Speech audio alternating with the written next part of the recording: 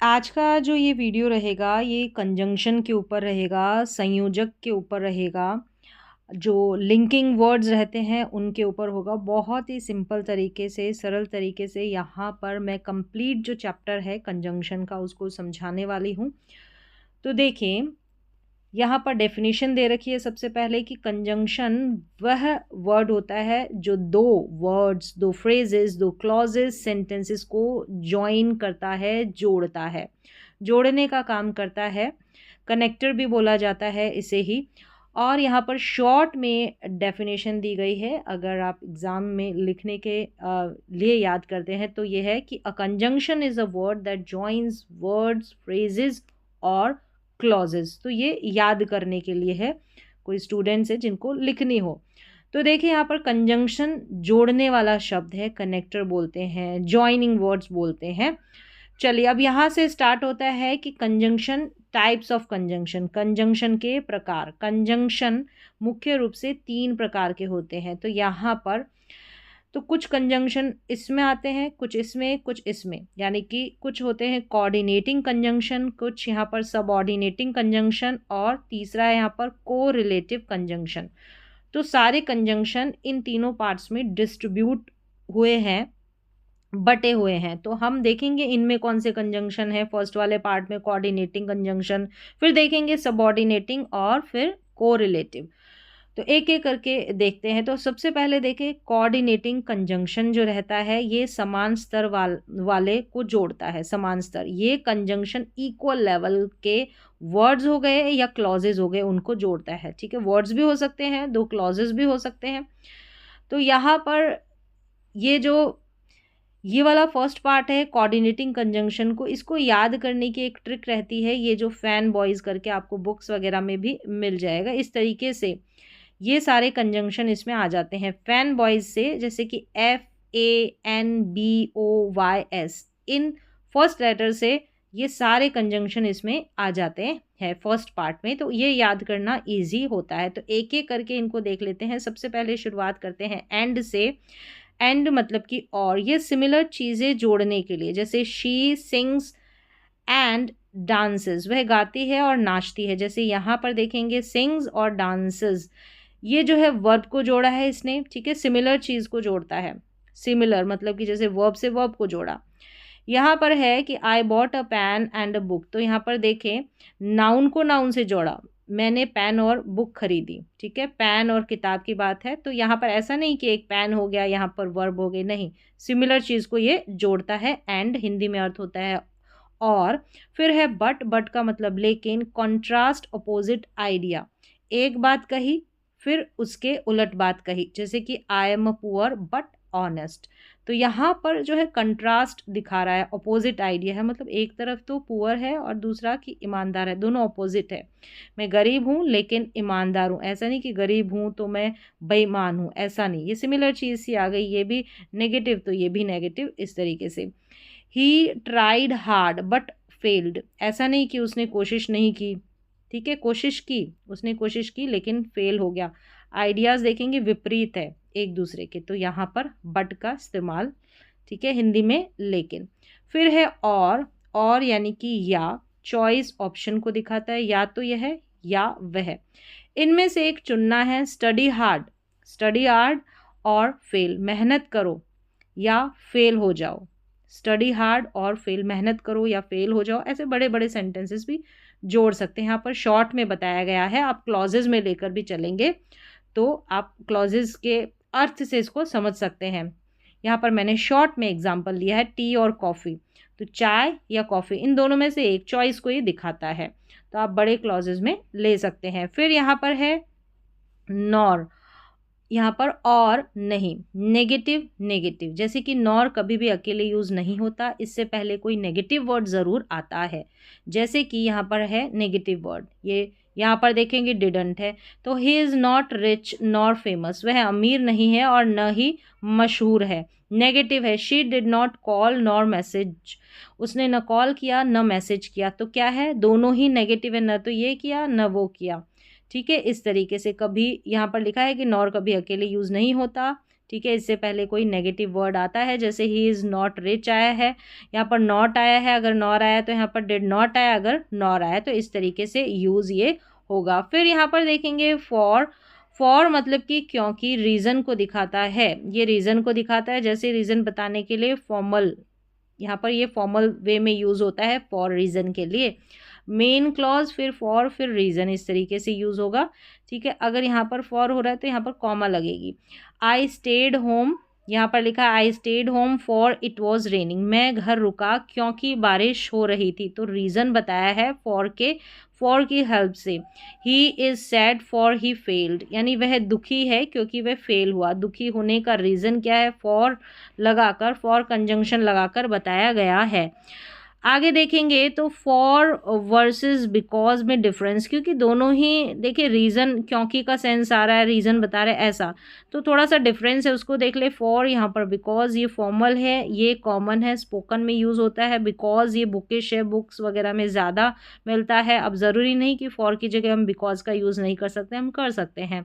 ठीक है, यहाँ पर कॉमा से पहले, ये कॉमा से पहले आता है, कॉमा ज़रूरी नहीं, इस बिकॉज में कॉमा ज़रूरी नहीं। ये जो डिफरेंस है वो मैं बता रही हूँ। और ये बीच में आता है, कौन बीच में आता है, ये फॉर। और बिकॉज जो है शुरू या बीच दोनों में आ सकता है, शुरू में भी आ सकता है, बीच में भी आ सकता है। ये थोड़ा सा डिफरेंस है। ज़्यादातर इसका यूज़ जो है हम बिकॉज का हम ज़्यादा यूज़ देखते हैं, इसलिए तो यहाँ पर फॉर का भी बिकॉज के जैसे यूज़ होता है। और जो डिफरेंस है थोड़ा सा जो मैंने बता दिया है, जब फॉर के बाद नाउन, प्रोनाउन या आईएनजी फॉर्म आए तो फॉर प्रपोजिशन होता है। अब जैसे फॉर प्रपोजिशन होता है तो उसको पहचानने का तरीका यहाँ पर बताया, नाउन आ जाए, प्रोनाउन आ जाए या आईएनजी फॉर्म आ जाए ना वर्ब की, तो वो वहाँ पर ये फॉर जो होता है वो प्रपोजिशन होता है। जब फॉर दो क्लॉजेस को जोड़े ना, तो अब यहाँ पर डिफरेंस बताया है कि आप कैसे पहचाने कि कंजंक्शन है या फॉर प्रपोजिशन है। फिर यहाँ पर देखें, जब फॉर दो क्लॉजेस को जोड़े, कारण रीज़न बताए ना, तो वहाँ पर कंजंक्शन होता है। ये पहचान है प्रपोजिशन है या कंजंक्शन है, कौन, फॉर। फिर है यहाँ पर यट। ठीक है, ये सब फैन बॉयज में से ही निकल रहे हैं, उसको याद करना, वहाँ पर एक वाई भी था उससे यट बन गया, तो फैन बॉयज से आप याद कर सकते हैं। ये जो पहला पार्ट है इसके कंजंक्शन के जो भी हिस्से हैं, यहाँ पर यट है, फिर भी अनएक्सपेक्टेड रिजल्ट, उम्मीद के खिलाफ नतीजा आता है ना, तो यट का यूज़ करते हैं। जैसे कि वह अमीर है फिर भी दुखी है, he is rich yet unhappy, उम्मीद के खिलाफ नतीजा है, मतलब अमीर होने के बाद भी वह नाखुश है, दुखी है, ठीक है, खुश नहीं है, तो ऐसा। शी ट्राइड यट फेल्ड, मतलब उसने कोशिश की फिर भी फेल हुई, उसने कोशिश की फिर भी फेल हुई, तो यहाँ पर भी उम्मीद के खिलाफ नतीजा, यट फिर भी अनएक्सपेक्टेड रिजल्ट के सेंस में हम यूज़ करते हैं यट का। अब यहाँ पर यट और बट में डिफरेंस बताया, जैसे बट है ना सिंपल कॉन्ट्रास्ट, दोनों कॉन्ट्रास्ट ही बताते हैं। यहाँ पर यट है स्ट्रॉन्ग सरप्राइजिंग कंट्रास्ट बताता है, स्ट्रॉन्ग होता है सरप्राइज करने जैसा सेंस, ये सिंपल सा कंट्रास्ट बताता है। बट कॉमन यूज़ है, थोड़ा ये फॉर्मल फील देता है यहाँ पर, लेकिन और फिर भी ये हिंदी इसके अर्थ है। चलिए अब नंबर 7 पर देख लेते हैं। इसलिए जो है रिजल्ट क्लॉज को बताता है, जैसे कैसे, सो का इस्तेमाल तब होता है जब पहली बात कारण हो, रीज़न हो, और दूसरी बात उसका परिणाम रिजल्ट हो, इस तरीके से। तो यहाँ पर क्या है, रिजल्ट या रिजल्ट क्लॉज को ये बताएगा, जैसे कि रीज़न पहले हो और सो के बीच में रिजल्ट बाद में आता है, रीज़न पहले, सो बीच में, रिजल्ट बाद में, ये इसका जो है स्ट्रक्चर कह सकते हैं हम। रिजल्ट पहले, फिर सो बीच में, फिर रिजल्ट बाद में आता है। जैसे कि यहाँ पर पहले ये देख लेते हैं, फिर कंपैरिजन, जैसे बारिश हो रही थी तो इसलिए मैं घर रुका, तो यहाँ पर बारिश होने का रिजल्ट निकला कि इसलिए, it was raining so I stayed at home, तो यहाँ पर जो है घर पर रुकना ये रिजल्ट है, बारिश होना कारण है। यहाँ पर he worked hard so he pass the exam, तो यहाँ पर उसने कड़ी मेहनत की ना, तो इसलिए वह पास हो गया, तो इसके कड़ी मेहनत का नतीजा रिजल्ट क्या निकला, पास होना निकला।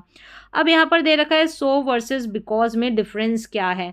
देखिए यहाँ पर बिकॉज और सो दे रखा है, बिकॉज कॉज देता है और सो जो है वो रिजल्ट देता है, सो जो है रिजल्ट देता है, ये कॉज कारण, क्योंकि और इसलिए इसका हिंदी अर्थ है, क्योंकि ये कारण है, ठीक है, इसलिए ये रिजल्ट है, ऐसा इन दोनों में डिफरेंस है जो मैंने बताया यहाँ पर। फिर है यहाँ पर पहला फैन बॉयज़ वाला जो है पहला पार्ट कंप्लीट हो जाता है कंजंक्शन का। अब दूसरा पार्ट है सबऑर्डिनेटिंग कंजंक्शन, ठीक है। सबऑर्डिनेटिंग कंजंक्शन है, डिपेंडेंट क्लॉज को इंडिपेंडेंट क्लॉज से जोड़ता है, डिपेंडेंट क्लॉज को इंडिपेंडेंट क्लॉज से जोड़ता है। यह conjunction main clause dependent clause को जोड़ता है, जैसे अभी बताया।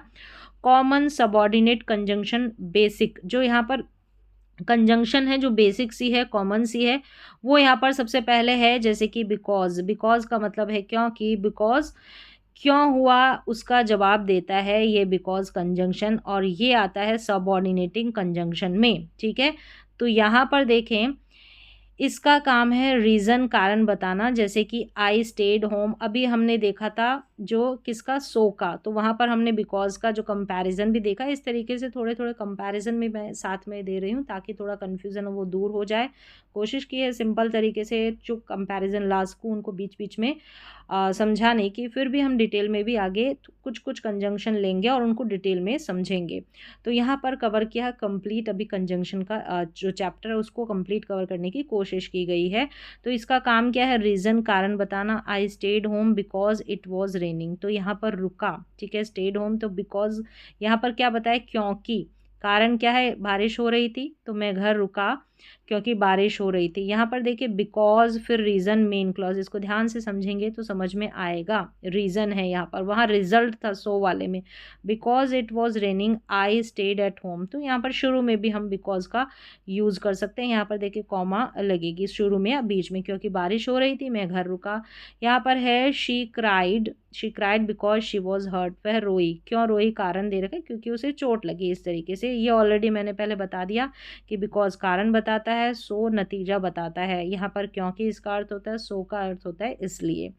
फिर यहाँ पर कंपेयर किया गया है कि I stayed home because it was raining, ठीक है, घर पर रुका क्योंकि, क्या कारण था, क्योंकि बारिश हो रही थी। इट वॉज रेनिंग, बारिश हो रही थी, तो इसका परिणाम क्या हुआ। तो दोनों का देखिए ऐसे हम सो का भी यूज़ किया, बिकॉज का भी, तो सेंस आप समझ पा रहे होंगे।